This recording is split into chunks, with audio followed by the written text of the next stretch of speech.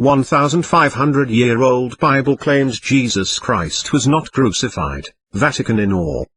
Much to the dismay of the Vatican, an approximately 1500 to 2000-year-old Bible was found in Turkey, in the Ethnography Museum of Ankara. Discovered and kept secret in the year 2000, the book contains the Gospel of Barnabas, a disciple of Christ, which shows that Jesus was not crucified, nor was he the Son of God, but a prophet. The book also calls Apostle Paul the impostor. The book also claims that Jesus ascended to heaven alive, and that Judas Iscariot was crucified in his place. A report by the National Turk says that the Bible was seized from a gang of smugglers in a Mediterranean area operation. The report states the gang was charged with smuggling antiquities, illegal excavations, and the possession of explosives. The book itself is valued as high as 40 million Turkish liras, approximately $28 million. Man, where is the thieves' guild, when you need them?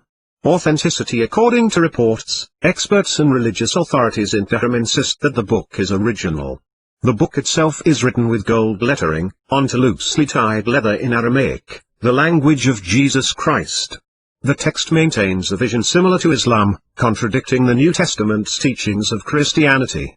Jesus also foresees the coming of the Prophet Muhammad, who would found Islam 700 years later. It is believed that, during the Council of Nicaea, the Catholic Church handpicked the Gospels that form the Bible as we know it today, omitting the Gospel of Barnabas, among many others, in favor of the four canonical Gospels of Matthew, Mark, Luke and John. Many biblical texts have begun to surface over time, including those of the Dead Sea and Gnostic Gospels, but this book especially, seems to worry the Vatican. The Catholic Church wants in. What does this mean to Christian-derived religions and their followers? Quite a tight spot. The Vatican has asked Turkish authorities to let them examine the contents of the book within the Church. Now that the book has been found, will they come to accept it and its evidence? Will they deny it altogether? Call it a Muslim lie, as did the Truth magazine, in 2000. To many, this book is a beacon of hope, that believers soon realize that the object of their adoration is arbitrary, and that all text, especially religious text, is subject to interpretation. What does this mean to atheists/agnostics/secular thinkers? Is the text real? Fake? Does it matter?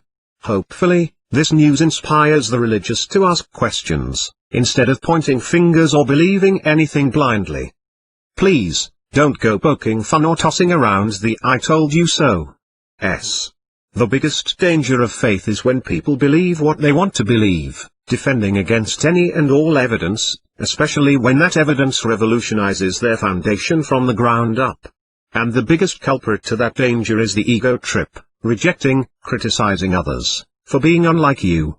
For centuries, the defense of blind faith has driven nations to war, violence, discrimination, slavery and to become the society of automatons that we are today, and for just as long, it has been justified with lies. If you know better, act like it. Thanks for your time. Now, how do we figure out Jesus' real birth date? Skeptical.